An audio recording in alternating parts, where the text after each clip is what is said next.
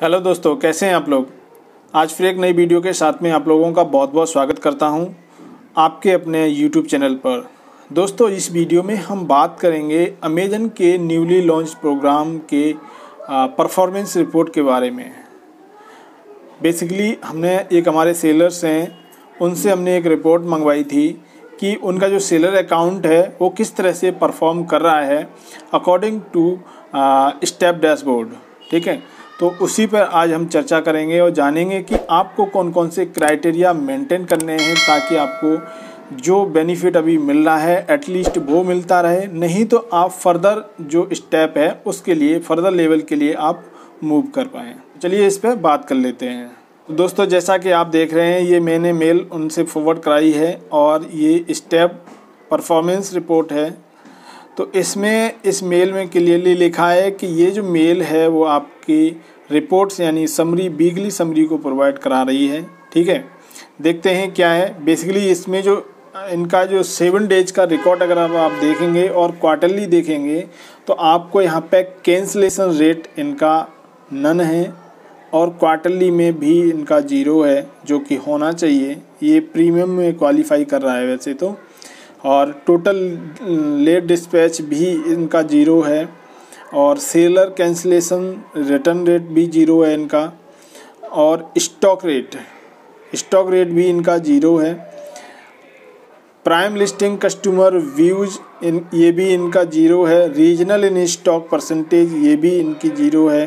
Quarterly में इनकी 2.38 है और नेट सेल्स वॉल्यूम इनका इसमें अभी नन है और क्वार्टरली में इनका 146 पर यूनिट है। ठीक है, यानी ये तो इनकी परफॉर्मेंस रिपोर्ट है जो स्टैंडर्ड लेवल को क्वालिफाई कर रही है।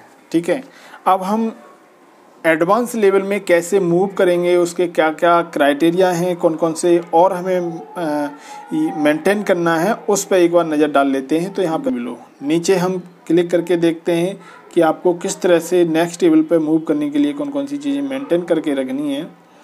तो यहाँ पर ये आपका ओपन हो गया है। अभी जैसे कि हम सभी लोग जानते हैं, जितने भी हमारे सेलर्स हैं वो करंट यानी स्टैंडर्ड लेवल का बेनिफिट उठा रहे हैं, जिसका up to 6 rupees bet handling fees पे उनको मिल रहे हैं। बेट हैंडलिंग फ़ीस क्या होती है, इस पर मैंने एक वीडियो बनाया है, इसका लिंक आपको डिस्क्रिप्शन और आई बटन दोनों में मिल जाएगा। और साथ ही में आपको 10% ऑफ लाइटिंग डील फीस पे भी मिलता है। ये बेसिकली इस पर भी मैं आपको वीडियो बनाऊंगा। ठीक है, लाइटिंग डील फीस क्या होती है, ये कैसे क्रिएट करी जाती है, ये सारी चीज़ें हम उस वीडियो में कवर करेंगे। और 7 डेज पेमेंट रिजर्वेशन भी आपको अभी मिल रहा है। एडवांस लेवल पे आप जाएंगे तो आपको वहीं 6 की जगह 12 रुपीज़ बेट हैंडलिंग फ़ीस पे मिलेगा और 20 रुपीज़ लाइटिंग डील पर मिलेगा। 3500 वर्थ ऑफ फी और free service provider network credit मिलेगा। दोस्तों, यहाँ पर हम बेंचमार्क पर नज़र डाल लेते हैं कि हमें बेसिक, स्टैंडर्ड, एडवांस और प्रीमियम में जाने के लिए कौन कौन से क्राइटेरिया मेंटेन करके रखने हैं।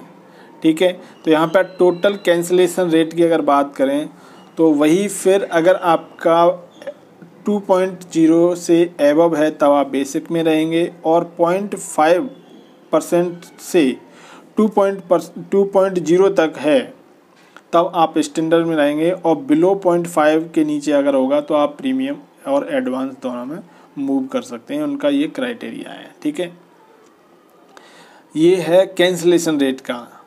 लेट डिस्पैच रेट अगर देखा जाए तो एबव 2 पॉइंट का है यहाँ पे और यहाँ पर 0.5 to 2 पॉइंट का है।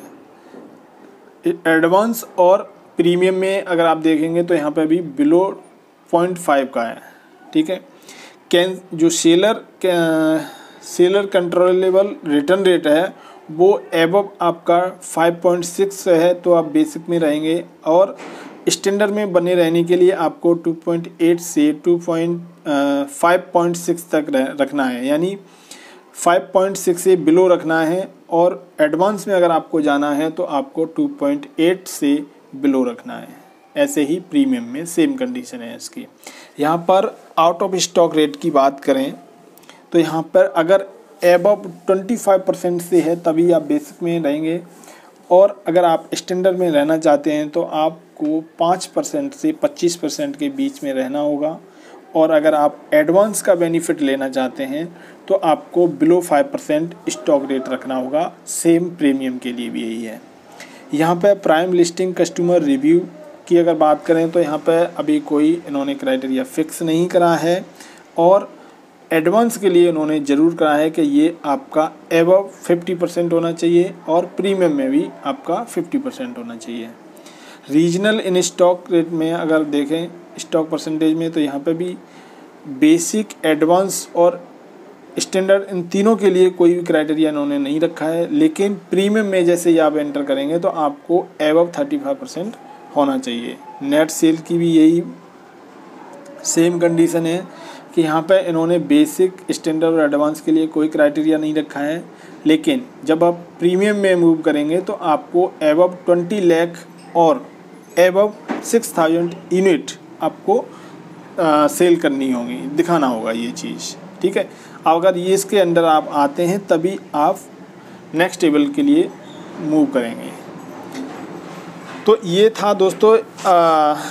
अगर थोड़ा इससे बिलो रहता है तो आप स्टैंडर्ड में भी मूव, अगर आप ये क्राइटेरिया फिल कर लेते हैं, नेटवर्थ की अगर बात करें और रीजनल इन स्टॉक की बात करें तो यहाँ पर कोई क्राइटेरिया नहीं है, बट ये क्राइटेरिया अगर फिल कर लेते हैं तो आप यहाँ पे मूव कर जाएंगे, ठीक है।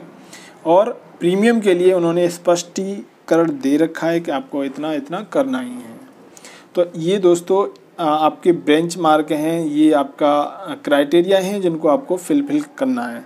तो एज पर रिपोर्ट अगर आप देखेंगे तो ये स्टैंडर्ड में अभी स्टिल हैं, और अगर थोड़ा सा ये और कोशिश होगी इनकी तो ये एडवांस लेवल में चले जाएंगे और उनको एडवांस लेवल का बेनिफिट मिलने लगेगा। तो काफ़ी अच्छी बात है, इनका स्टॉक जो परफॉर्मेंस जो रिपोर्ट है वो इनकी अपनी अच्छी मेंटेन है।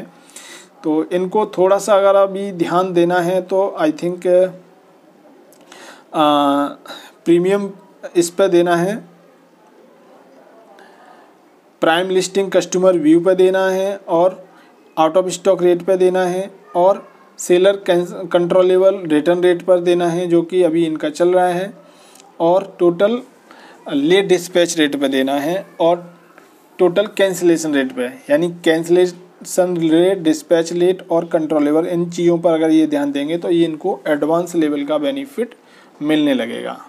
ओके दोस्तों, तो आई होप ये रिपोर्ट आपके पास भी ये वीकली बेसिस पे आ रही होगी, तो आप उसको व्यू कर रहे होंगे, और व्यू करने के बाद में आप फर्दर उसके अकॉर्डिंग एक्शन ले रहे होंगे।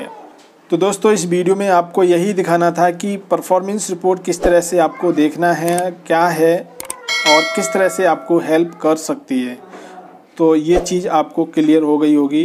तो इस वीडियो को यहीं माइंड अप करते हैं, मिलते हैं नए वीडियो में नए टॉपिक के साथ में। तब तक के लिए आप अपने बिजनेस का ध्यान रखिए। थैंक यू दोस्तों।